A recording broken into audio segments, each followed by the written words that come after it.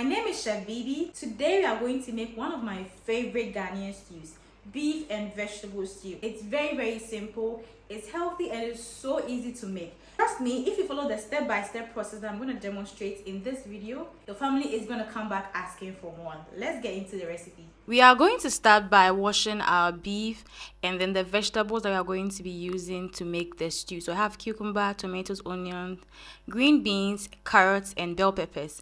So as you can see, I'm washing my beef very well. You can also use any kind of protein that you want at all, but this is a beef vegetable stew, so that's what I'm going to use. After you're done washing it, you're going to put all of this into a bowl. Add your blended ginger, garlic, and onions. It's one of my go-to marinades. And then add any other form of seasoning that you want. I added some mixed spices, seasoning cube, and then salt. Give that a good mix. You're going to cover this and then put it on fire for about 20 to 30 minutes or till it's properly cooked and we have a little bit of stock in there. You should have something like this. This is why when you're cooking it in the beginning, don't add too much water because you don't want the stock to be too runny or too watery. Now we are going to put some oil into a pan for the frying of the beef. So we're going to put our beef, separate the beef from the liquid and then put that into the oil and fry this till it's golden brown. Allow the oil to be hot before you add in the beef so that it does not soak up too much of the oil. And if you're also looking for a recipe on how to fry your beef for just any occasion, this is also a perfect way to fry your beef. It has so much flavor, and at this point I had to force myself to not start chewing the beef because it was tasting and smelling so good. Next, we're going to wash our pepper, onions, ginger, and garlic. We're going to blend this. It's going to be the base for the stew.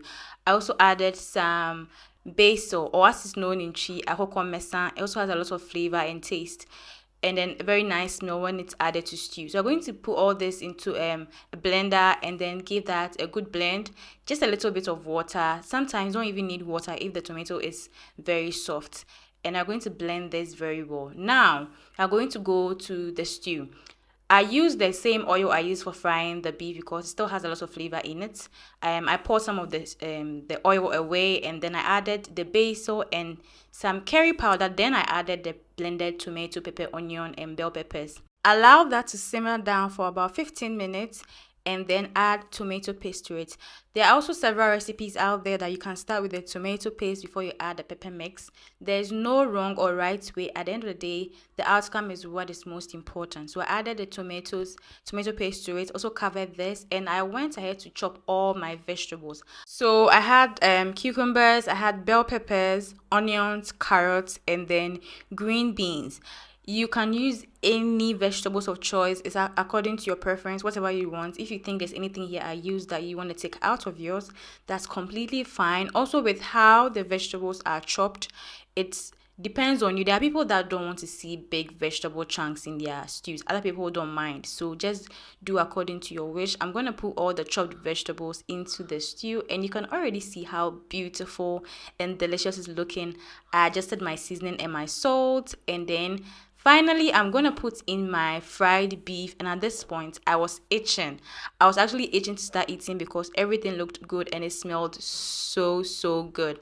If you're a newbie and you've never made stew before, trust me, this recipe is all you need because it's very simple and it's so delicious. People will not actually believe that you made it if you're a newbie.